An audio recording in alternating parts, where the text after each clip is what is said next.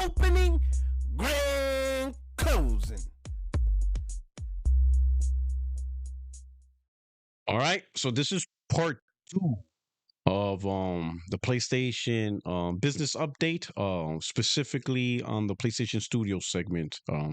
If you haven't seen part one, which is the platform side, which was the hardware, the PlayStation hardware, peripherals, and all that stuff, the link is in the description. I highly suggest you see that first, because I split their presentation in half. Because one focus on the platform, and now this focuses on the first party segment and stuff. So I highly recommend you see the first part. It's very informative. It dispels a lot of the misinformation because you get to see the presentation. You get to hear and listen to what Sony's saying directly. And then, of course, I get to do my comments on top of that.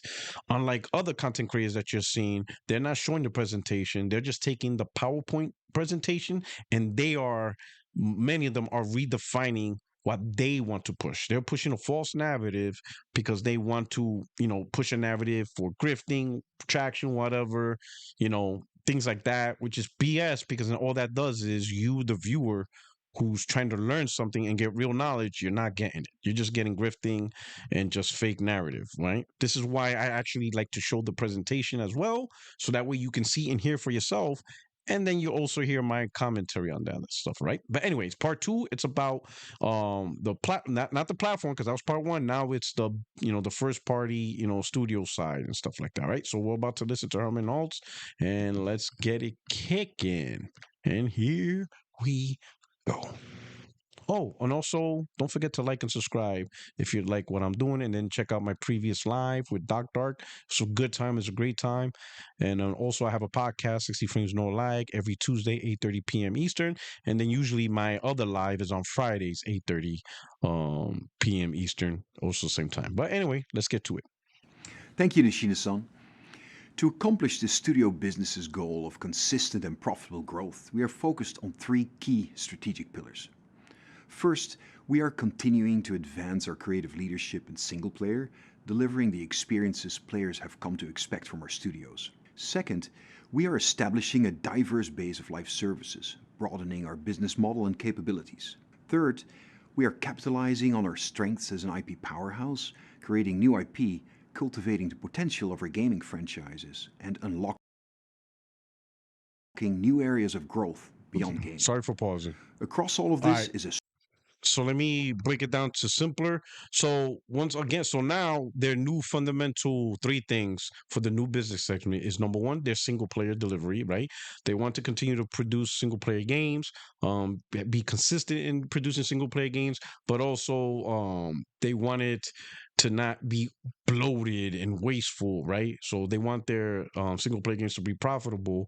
So you'll have the creative leadership, but also the consistency, and how would you say, maybe respect's a bad word, but more like the thoughtfulness on appropriating funds and money and stuff like that, right? So that way the single player games can be successful from a financial perspective and all that stuff. So that's number one. But at the same time, have good creativity.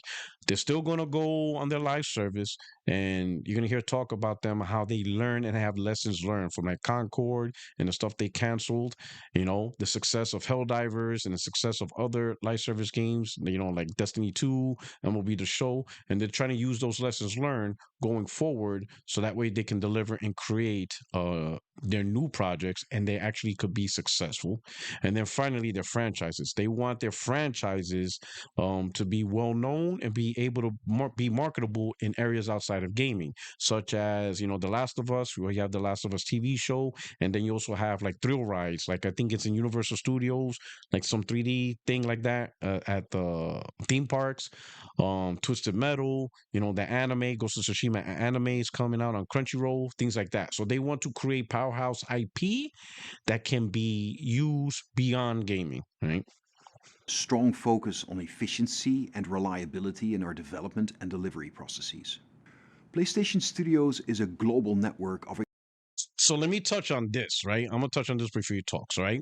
So I like this because this is gonna help me talk about one of the topics I always wanted to talk about, but I didn't have the proof of the information to do it. But first, we're going to start out with these five areas. So as you can see, he breaks down the studios into five let's call it pillars for now, or you could call it buckets, however you wanna, or categories, right? That's probably even more simpler. He got his studios, and they all fall into one, two, three, four, five categories. The first category is their single player studio. So Insomniac, Housemark, Team Asobi, Naughty Dog, Sucker Punch, Santa Monica, and Fire Sprite. Those are their single player studios. So they fall in that category. So you can expect to see single player games, great single player games from these studios. Then you have the live service studios: San Diego Studios, Haven, Team LFG, and Bungie. San Diego primarily is their MLB. Haven Studios is the new studio that's supposed to be Fair Games. They're having issues right now. If you remember, Jade Raymond left the studio and she was the creative lead, and this was her studio. Sony acquired them. She was supposed to be working on stuff, and she abruptly left. I don't know what's going to happen to Fair Games or how that impact Fair Games, but hey, that's their live service studio. Team LFG is a spin-off studio from Bungie. Now they created their own studio. So now, and they have a Project Gummy Bears in the works. And then you have Bungie, which is the studio Sony acquired as a whole. Okay, so you got that bucket. Then you have the third bucket. Let's talk about that last. Let me go to the right where it says XDev Publishing. XDev Publishing is their category of developers that help out other developers. Second party studios, they help establish relationships and they help games get going. Arrowhead with Hellblade. Helldivers 2 is one of them. XDev was part co-developing with that. Kojima got support from XDev. I think Stellar Blade got support from XDev. And you know what else? Phantom Blade, I think might get maybe not. I'm not sure. But anyway, XDev is not a development studio themselves, kind of that makes their own games. Maybe I'm not familiar if they made their own games, but they're definitely known to support other studios to get going. So it's like co-joining stuff like that. All right. So there's that. I don't know which one I should talk about first, evolving or co-development support. I'm gonna talk about evolving multi-genre. Okay, so you got the evolving multi-genre. So it's more like they can do multiple things. They can either be single player, like service, or maybe some new type of genre, whatever. Well, if you look what they have right now, Dark Outlaw, that's a new studio that's acquired. Either they acquired or created. Um MM is Meteor Molecule. If you remember, those are the ones that made Dreams. So you can see Dreams wasn't like really a game, but it was like a game where you can make games. So you can see why they fall into the evolving multi-genre role, right? Bluepoint, Gorilla, Ben Studios, and Polyphony Digital. Polyphony Digital, that's Gran Turismo 7. So Gran Turismo series, so it's a racing franchise, single player, live service. It's a mix of everything. So you can see why Polyphony Digital is in that multi-genre. My issue, well, before I say my issues, Gorilla. I could see why Gorilla could fall under that multi-genre category because they started out with Killzone, which was single player and multiplayer. Now they have a primary single player game, which is Horizon, but they can still because it's in their DNA, they can still go back to multiplayer, RPG, MMO. They could do a lot. So I understand why Gorilla's in there. Now, my issue is Bluepoint and Sony Ben. Bluepoint primarily has done remasters and remakes, primarily Shadow of Colossus and Demons, and they were fantastic.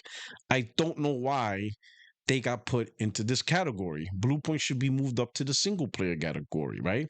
Maybe evolving a multi-genre also includes remakes and remasters, but then Naughty Dog has done remakes and remasters. Insomniac has done that, but they're still categorized as single player. So I'm not really liking Blue Point in this category because that could mean they could be put into live service game. And as if you didn't get the word or in the know, Blue Point was working on a live service game primarily in a God of War universe, whatever, and they canceled it. I would have preferred to see Blue Point in the single player category, even if there's remasters and remakes, but I would have preferred them in single player. I think they'll benefit there. And Ben Studios also, they should have been in the single player category, right? I think right now the evolving multi-genre should have just been left to Dark Outlaw, Meteor Molecule, Gorilla, and Polyphony Digital. And I think that would have been fine. They would have been fine. It would have been good. You move up Sony Ben and Bluepoint up to single player, that's even more studios. Because to me, out of this whole picture right here, the single player is like the star of the show, right? They're the ones that's drawing the big crowd. Those are the ones that gets people talking about PlayStation, all that stuff. They're the star of the stage, right? Um, yeah. So that's my issue with that. The second thing is, and I'm glad we could finally see it, is the co-development support. Nix's and Valkyrie Entertainment. Those are the two studios that port or assist with, making games. Let's talk about the porting stuff. Again, this is co-development support, which means Nix's, when they port games, they are not by themselves. They are co-developing the ports. That means, let's say, for example, Naughty Dog, when we have The Last of Us 1 remake and The Last of Us 2 remaster being ported to PC, it was Nix's and Naughty Dog doing it, right? They are both involved in that. Now, this is the thing you have to understand. And this is an argument I wanted to make or I wanted to present, but because I didn't really have more information on this, I just kind of talked about it little by little. But now I'm making my case because now I have the information to make the case. With Naughty Dog co-developing ports to PC, they are taking away resources from the PS5 games they're making. So let's say Naughty Dog Studios had to, even, let's say, just say 20% of the workforce. Let's say 20% of the workforce of Naughty Dog who makes games had to go and help, with Nix's combined and start porting games to PC. And they do it like in 8 months, 9 months, because some of these ports come out within a year. So within the periods of 5, 6, 7, 8, 9 months, whatever, you got 20% of the workforce of Naughty Dog doing this ports. That means 20% of the workforce of Naughty Dog is not working on the PS5 games. The rest are, the 80% are, right? But what that does is it prolongs the development cycle of PlayStation 5 games because you have a workforce contributing to the port and you have to wait till they're done for them to get back to the PS5 project to finish it off.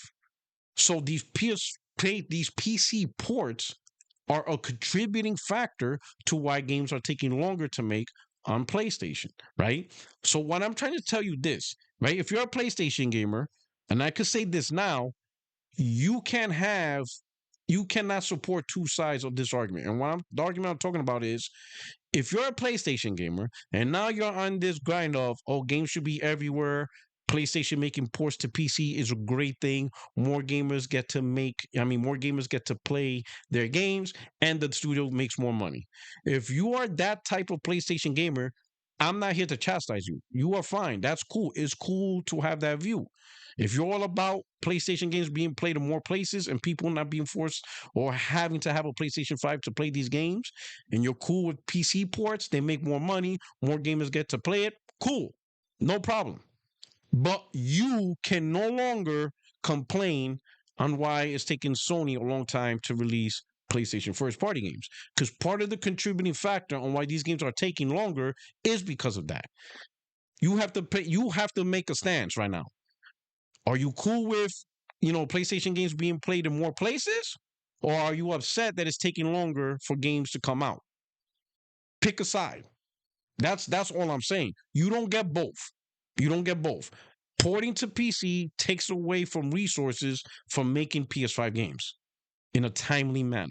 So they're going to take long because some of the resources, the people that makes those PS5 games, they're being used to port games on PC. You can't do both at the same time. You can't in the same workday work on the PC port and work on the PlayStation 5 new game. It doesn't work that way. One or the other. Pick a lane.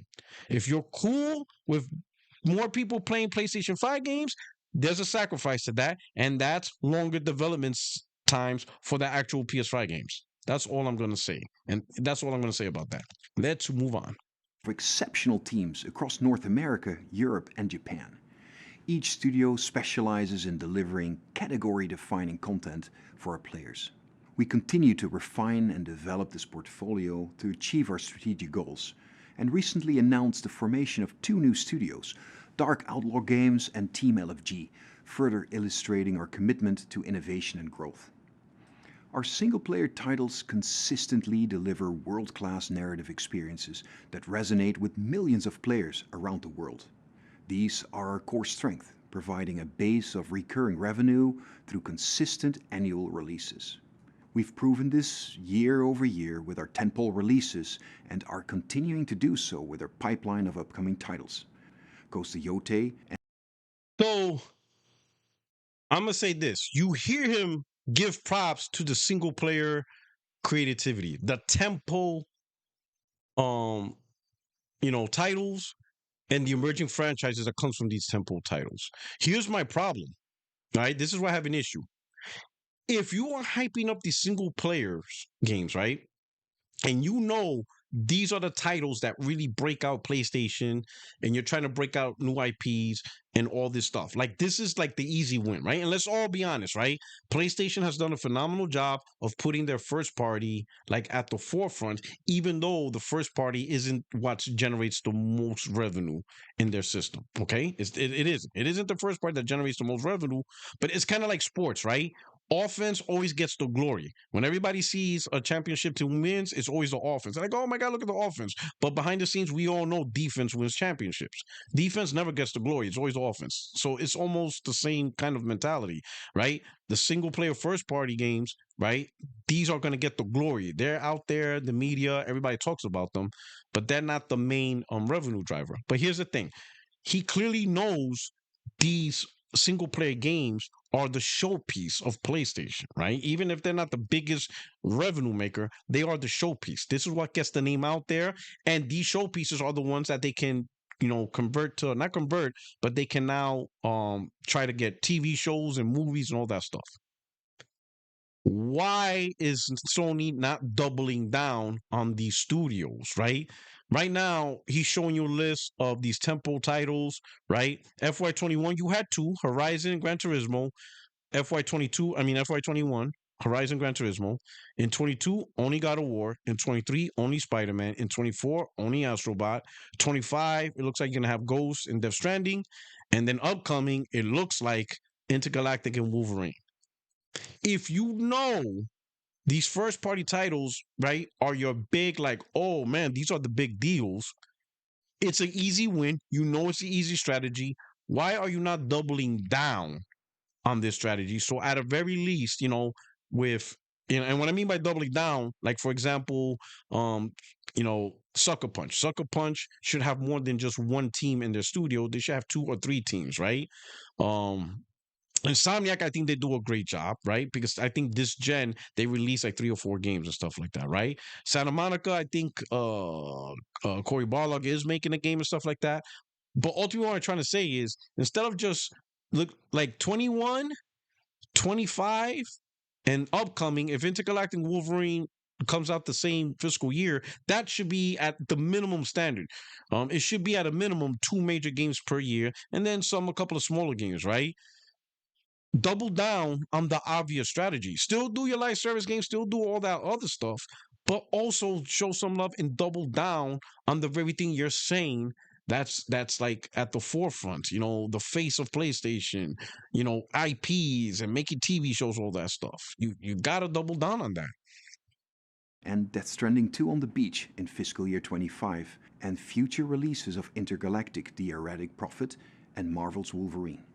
I'd like to spotlight one of our most exciting recent successes and one of our most anticipated upcoming titles. Released last fall and created by Team Asobi, Astrobot was a smash hit, achieving universal acclaim among players and critics and sweeping industry award shows. So he's gonna give props to Astrobot, which is great. Won awards, right? I think it actually won more awards than any Mario platformer. I think this is the most highly awarded platformer of all time in gaming, which is great. But he doesn't talk about how well it sold. Okay. Now, you could say, that doesn't matter. But the problem is you're gonna hear him talk about Ghost of Yotai, and then he's going to mention that it's running off the back of Ghost of Tsushima, and then he's going to mention Ghost of Tsushima sales. So he mentions the sales of the Ghost franchise, but he won't mention the sales of Astrobot.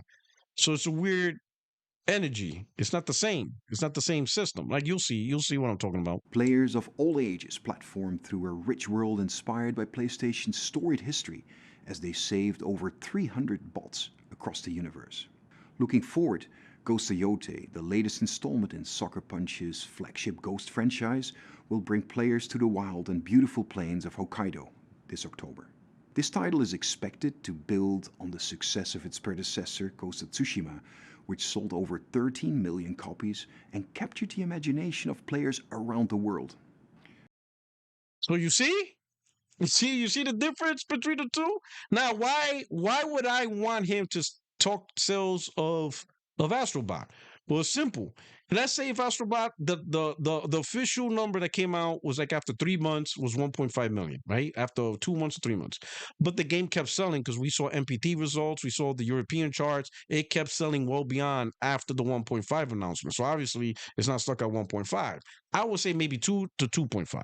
Let's say it's around there. Him coming out with the number does a couple of things. Number one, if let's say if he would have said, successfully sold 2.5 million, right? By him saying successfully sold 2.5 million, that shows you don't have to sell 10, 15, 20 million to have a successful IP and consider it a big franchise, right? The budget of the game versus how much is sold, that determines the success. So what that does is it shows everyone that, hey, some games 2.5 million is successful simply because the budget wasn't high. So 2.5 million is okay. That's a great successful, and we're willing to do that. We're willing to push that, as long as the game also meets other requirements like, critical success, awards, things like that. The whole combined package means it's a successful PlayStation IP. But because he didn't mention the sales, now it's like, okay, you mentioned the awards, you mentioned successfully rescuing over 300 bots, whatever the hell that means. Are you happy from a financial perspective of the game? We really don't know. We also remain committed to building a diverse and resilient portfolio of live service titles. MLB The Show, Destiny 2. I'm gonna be honest, I don't like this slide at all. I don't like it at all. I don't like what he's trying to represent. I don't like what he's trying to say, right? Because he's not painting. To me, this slide doesn't paint a realistic picture, right? I'll start with going from bottom to top. The show, cool. Live service game is successful, but Sony's MLB The Show baseball game has been successful going back to at least a PlayStation 2, right? And with the advent of online, it actually grew with it because baseball is a natural competitive sport. From the couch co-op sitting right next to each other to when PlayStation went online, and now you could play against other players online. And now with the adoption of DLC, MTX, and now the full evolution of live service. So the show was always going to be successful. Okay, cool. The next one up is Destiny 2. That has nothing to do with Sony. Let's stop playing. Sure, Sony right now is reaping the rewards, financial rewards of the game, but that franchise was not established by Sony. If anything, you could give more credit to Activision, which helped Bungie fund the initial stuff, and then Bungie was able to take it over and publish the game themselves. So Activision has more of a say and more of a, how would you say, partnership in terms of the success of Destiny more than Sony. All right. So that has nothing to do with Sony in a sense. Helldivers 2, that's where I give props to Sony. Absolute, that's their successful live service game, right? Helldivers was originally a co-op, indie game, small arcade game. They took it to another level. Some people say it's AAA, some people say it's AA, whatever. But in the end, it was absolutely successful. That is their successful live service game, by them adopting this live service strategy. So that's their one thing. Marathon, not looking good. But I'm not going to make no predictions of it because I promise I was not going to make a prediction of Marathon or Fair Games, right? But you all saw the reception of Marathon, how it's looking. That was still a wait and see. Fair Games, as I said before, Jade Raymond's gone. The game got delayed to 2026. Who knows how that end up? Now, here's the thing. What happens if Marathon and Fair Games flop like Concord or anywhere near? Maybe it doesn't even have to be to the level of Concord, but close to it. What does that say about Sony's live service strategy? So I don't really like this slide because you only have one actual success of pre-planned that you actually implemented yourself over everything else. So it's not really looking good for this, right? But he's going to claim that Sony learned from Concord and his failures, and they see the other games are successful, and they're going to try to add and implement forward. We will find out with Marathon and Fair Games. And Marathon's supposed to come out this September. So we're going to find out soon with Marathon. 2 and Helldivers 2 have established enduring player communities and provide a strong base for our ambitions in this category. We are building on these successes, leveraging key learnings as we look to the future to further refine our capabilities. We look forward to further showcasing our progress with Marathon, our new title from Bungie. With all of these titles, we are engaging players year after year, providing ongoing content and experiences, creating a recurring base of revenue, and further fortifying our business for the future. I'd like to spotlight two examples of our live services strategy in action. Helldivers 2 from Arrowhead Game Studios has been a resounding critical and commercial success. In addition to winning multiple industry awards, the game has sustained a healthy community of engaged players over a year post-launch, with the majority of these players on PC. The December Omens of Tyranny update. Oh wow, you heard them. The majority of players now listen. Did you hear that? The majority of players on PC. So what does that mean? What does that mean with Sony doubling down on live service, right? With Sony doubling down on live service, there's potential that the bigger audience, if it is successful, that the bigger audience is the PC gamers when it comes to this live service strategy, right? Interesting. Further evidences our ongoing commitment to driving the game's success and delighting players for years to come. Now, hold up. Let me go back to that, right? Let me go back to that.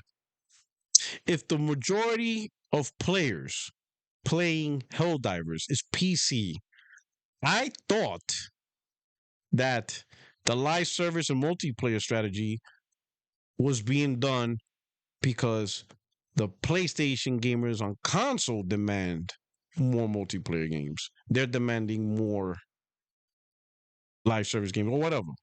The console gamers. Yet it's the PC gamers that are playing it the most, at least for this one. Now, you probably still have a good, decent amount of console gamers playing Helldivers, sure. But with PC providing the majority of this game, it makes me wonder how many games can Sony, make that are live service where most of the players that will reject it are the console gamers and the gamers that will primarily accept it are the PC gamers. I don't know. Be interesting. Be interested to see this play out. To come. We are also very excited for Bungie's upcoming title Marathon, an innovative and bold take on the extraction shooter genre. We expect to build on the success of these titles and further grow our capabilities in live services. So you saw how they tagged Marathon as strong early engagement. So the problem is, which is a true statement, there was strong early engagement. A lot of people were playing the alpha, a lot. The problem is most of them criticized it. Even like the Bungie streamers, the Destiny streamers and stuff like that, that started playing the Marathon Alpha, they criticized it. They don't think it's good. Sure, they're putting in the hours because they're playing it on streams, they're talking about it, gamers are playing it to check it out and stuff, but the reception has been at best mediocre, mid. So the amount of hours don't mean anything if the gamers are telling you, like Sony, this game is mid. Because what's going to happen is if Sony doesn't wake up and be like, all right, a lot of gamers are playing it, but the feedback we're getting that this game is mid, what's going to end up happening is they'll release the game. The gamers will initially play and they'll be like, what? They didn't do anything. This game is mid. I'm not playing it. And then the fall off will be hard. And then the end result is another flop. Sony's got to be smart, right? The engagement tracker, especially for pre-alpha build, sure, you're going to get a lot of engagement. It's a pre-alpha. People are interested. They're going to check it out. But you got to get the feedback loop. That's the important part. What is the feedback from it? Because that's going to determine future engagement, future sales, future people playing this. It seems like Sony thinks that Marathon's off to a great start, and I don't think it is from all the feedback. Now, maybe it's just the internet, right? Maybe it's just Twitter and negativity really spikes the algorithm, right? But you let me know in the comment section. What if you play the alpha? What are your thoughts on this? Finally, let's turn to our third pillar, franchise and IP expansion. We have a long and proud history of not only creating iconic games, but also growing these into iconic game franchises with enduring fan bases. Now this slide took me for a surprise. Now what this slide is, so all right, to the far left, emerging IPs, Astrobot, Helldivers, Ghost, okay. New IPs, Marathon Fair Games, and many more.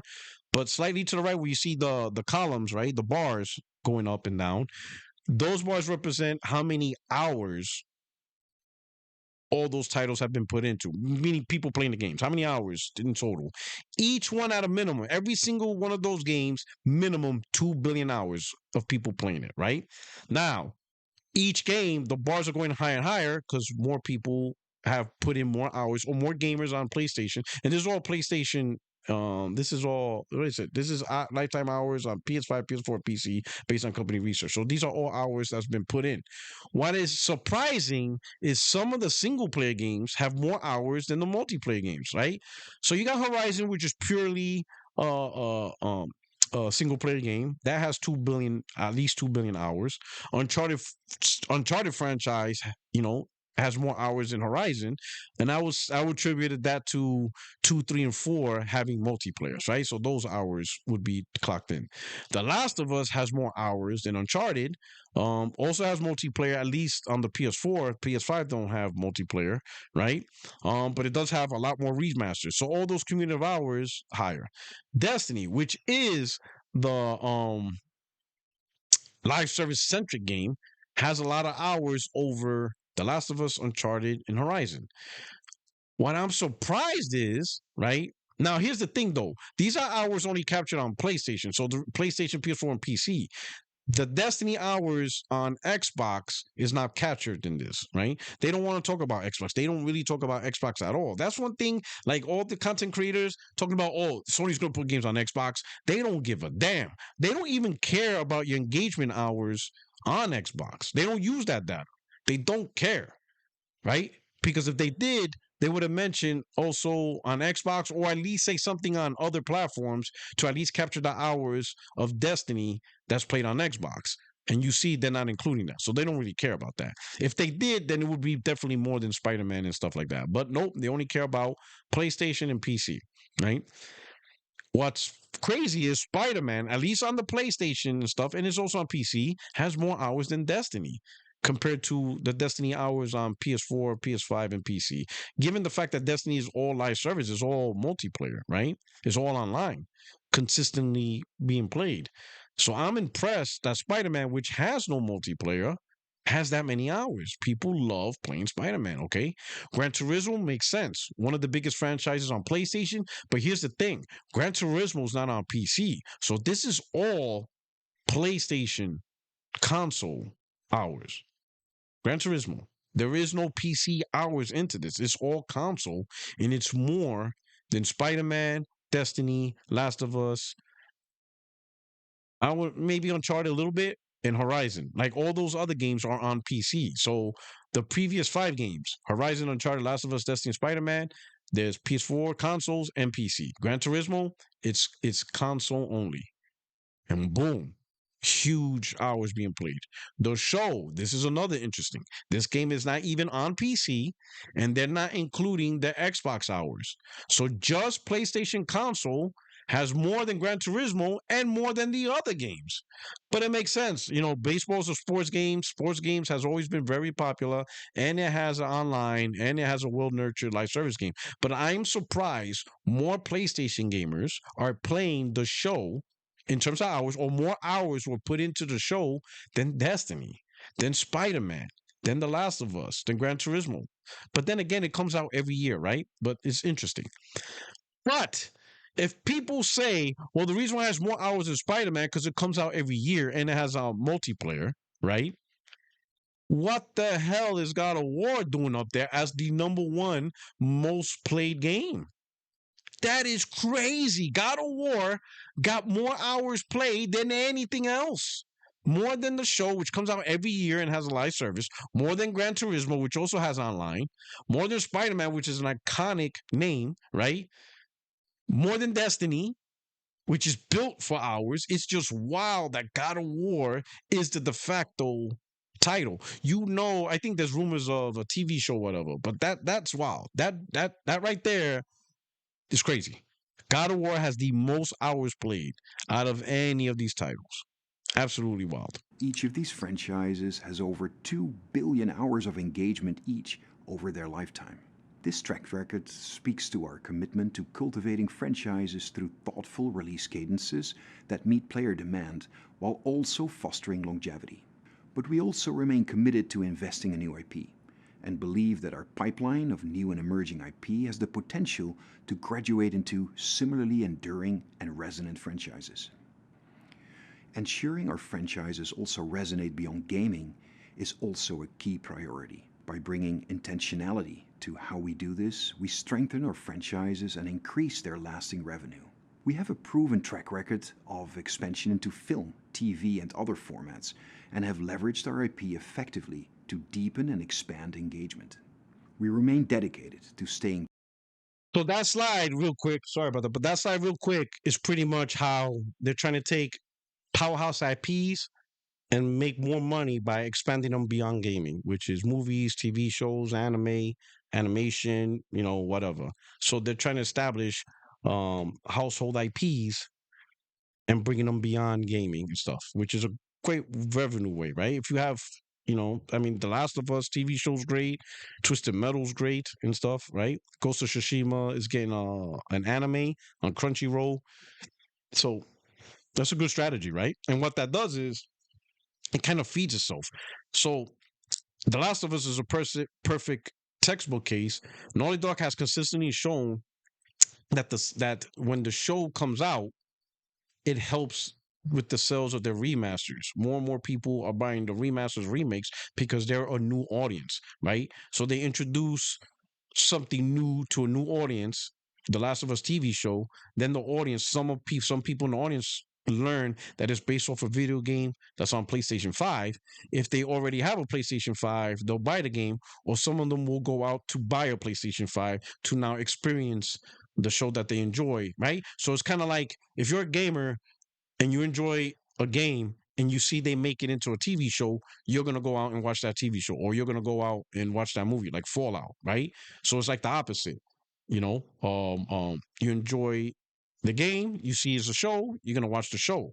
Well, it also has a reverse effect. Some people will watch the show, and that's the first time they ever heard of it, and when they learn that it's a game, they want to play the game. So it's a good mutual beneficial effect. True to the stories, the worlds, the characters of our games, while adapting the content to suit new mediums and appeal to broader audiences. And we are thoughtfully driving.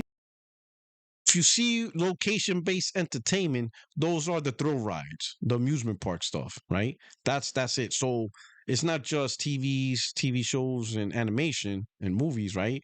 It's also what could potentially be a good theme at a theme park. Like if you probably know recently, Nintendo Land, Harry Potter at Universal Studios, all that stuff. So what IPs can translate well for theme parks, amusement parks, and those types of entertainment, right? Into new opportunities, including merchandise, to further deepen fans' connections with these franchises. The Emmy Award winning HBO series The Last of Us is an excellent example of our franchise expansion efforts in action. The Last of Us returned in April with Season 2 premiere outperforming the Season 1 premiere's impressive viewership numbers. The show continues to cement itself as a cultural phenomenon and has already been renewed for a third season. We're also very excited to bring the hit action comedy series Twisted Metal back to Peacock this summer. The first season introduced the Twisted Metal franchise to new audiences around the world, and the second season is expected to take audiences for another high-octane ride. Central to all of this and our objectives is a clear focus on operational excellence. Our portfolio management framework enables us to balance risk and return by carefully evaluating each title's potential to contribute to overall business goals. Our development and So I'm gonna start there, right?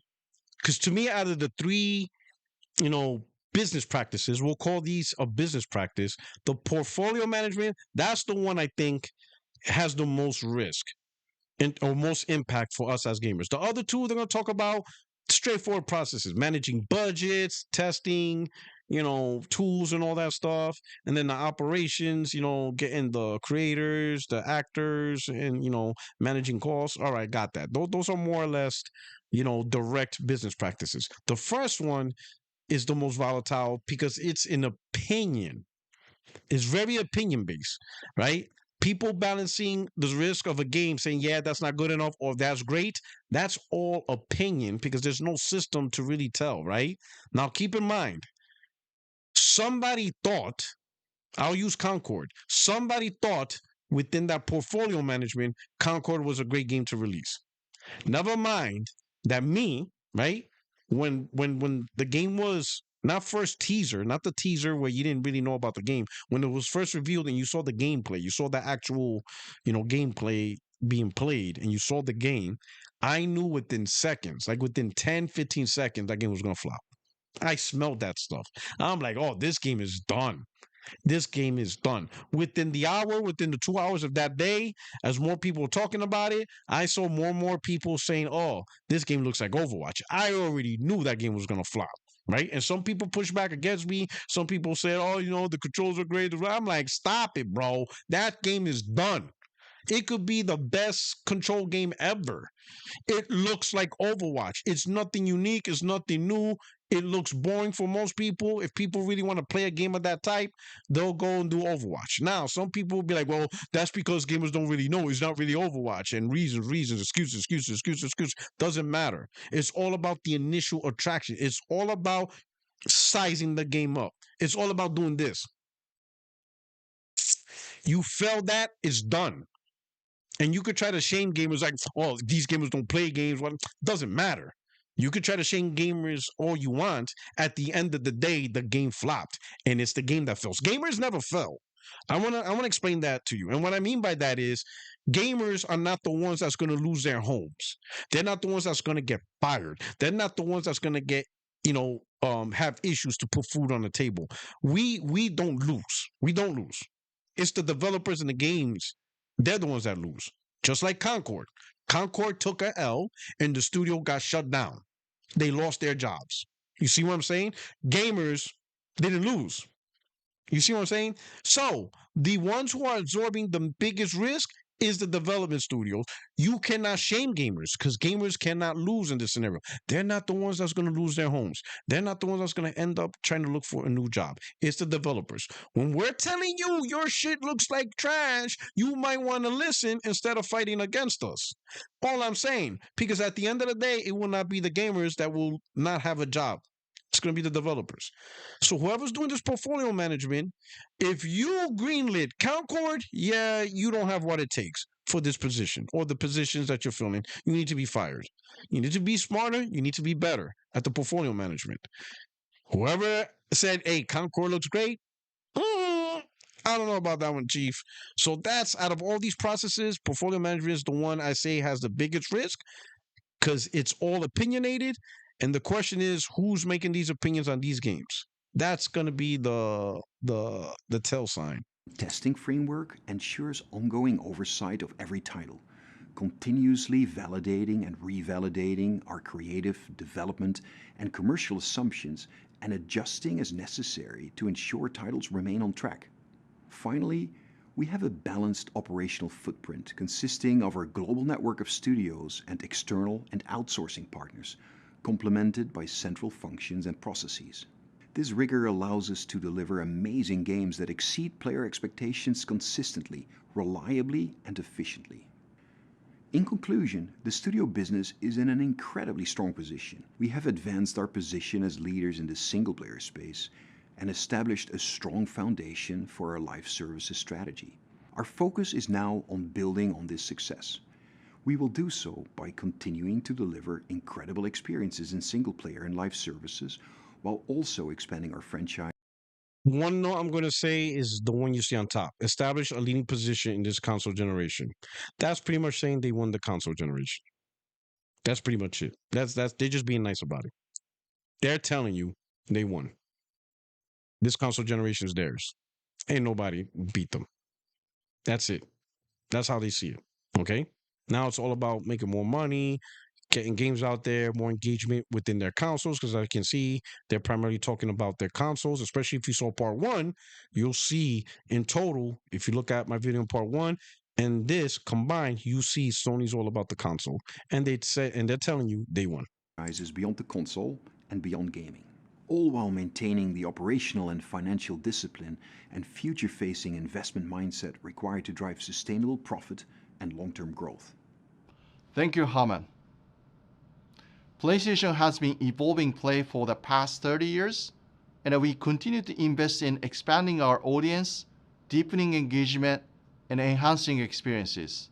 We are exploring new ways for players to access our content and services.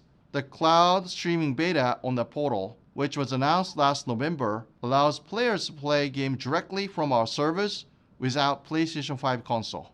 Additionally, we are continuing to bring major PlayStation Studios franchises to PC.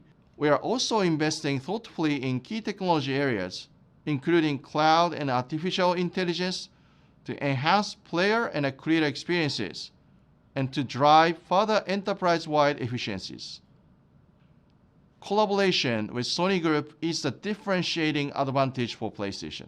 The success of The Last of Us and Twisted Metal with Sony Pictures are excellent examples. And we are also excited to be partnering with Crunchyroll on the recently announced Ghost of Tsushima Legends anime. Geographic expansion is another key area, and the Middle East and North Africa Hero project launched last summer, alongside existing programs in India and China, are helping us tap into these regional growth. Finally, So that's a great thing for us because we're gonna get more developers, more creative ideas. You know how people are like, oh, we're seeing the same thing, across the board. With India, Hero Project, MENA Hero Project, China Hero Project, we're gonna get new developers. They're gonna bring their culture, maybe their stories, their myths, their own mythologies and stuff like that, and that's just gonna be more content for us in the long term. And the type of games that are going to play, right? We already seen a couple like Stellar Blade, which came out in North Korea, Black Myth Wukong out of China. They also have Project Blade Zero, which is also out of China and stuff. So it's going to be a fantastic time, And there's also out in African territory as well. So that's going to be great, man. We're going to see a lot of great new IPs, new ideas, right? And PlayStation's pushing that effort. So it's a fantastic program that they're doing. as we evolve and innovate, we are leveraging the collective expertise of Sony Group and collaborating on the strategic investments. One example of this is the new Sony Group engagement platform to connect users and creators, building on PlayStation Network's core backend functions such as payment, data infrastructure, and security. Another area where we are making a significant impact across Sony Group is in environmental, social, and governance. We remain committed to driving forward environmental efficiency, safety and accessibility, and community engagement. These initiatives not only enable us to lead the way with responsible growth, but also positively reinforce our brand values to our players and creators. Fiscal year 2024 was a strong year for us with $30.7 billion in sales and $2.7 billion in operating income. The platform business has never been stronger, and the studio business continues to deliver engaging experiences for players. As we enter to the second half of the fifth mid-range plan period, we are now focused on capitalizing on this momentum and driving operating income. Haman and I are extremely proud of the strengths of the business. This is an incredibly exciting time for PlayStation. We have established a solid foundation from which we expect to continue driving sustainable, profitable growth. And we will continue to inspire our players and creators, pushing the boundaries of play with imagination. This concludes our presentation. Thank you. And that's a wrap right there. Okay. Let me go back a little bit. There you go. So that's it. That's the whole presentation. So what's the big takeaway? Big takeaway. PlayStation's at its strongest it's ever been financially and stuff like that. So you can ignore content creators are talking shit. You could ignore content creators that are saying there's no PlayStation 6. You can ignore content creators that are saying that Sony is in trouble, they're unable to make games, that they have to put their games on Xbox and Nintendo in order to survive. You could ignore all that. That's already done. That much is done. The next part three is going to be on the fireside chat, so we'll get more details about the next PlayStation console, PlayStation 6, which they're committed to and stuff like that, and more details on how is PlayStation going to do day and date on PC. A spoiler alert, no, they're not. The whole cross like Microsoft is doing, whatever, right? Is PlayStation going to get rid of consoles? Spoiler alert, no, they're not. In short, PlayStation's at its strongest. Do they have issues? Of course. I mentioned it, right? And I think some of those lessons learned, they're going to take into it. So that way, moving forward, they're going to get better, right? PlayStation 6, I think, is definitely going to benefit from all the past mistakes or some of the mistakes they made within PlayStation 5. So PlayStation 6 is going to come out with a banger. But the PlayStation 5 gen, I think, is a great gen. It's been good. It's been great. I've been enjoying it. And it's at its strongest ever. So as a PlayStation console gamer, you got nothing to worry about, right? It's all about just getting better, getting more stuff, getting more games, more partnerships, and enjoying everything Sony's doing, from their own first party to the partnerships they are doing to establish new IPs, new games, and bringing it to the platform. Enjoy it. Enjoy everything that has to offer. Anyway, this is your only friend, these YouTube streets, Porter Rock 77. Hit up the comment section. Let me know what you think about part 2. Don't forget to like, subscribe. Also become a member. There's membership opportunities if you are interested in supporting the channel. Stay tuned for part 3, which is the fireside chat. It's a longer conversation, so I will probably say that for Monday. All right. Anyway, you guys take care. I'm out of here. Peace. All right, where's the stop button? Here we go. You guys take care. Enjoy your Sunday. Peace. Grand opening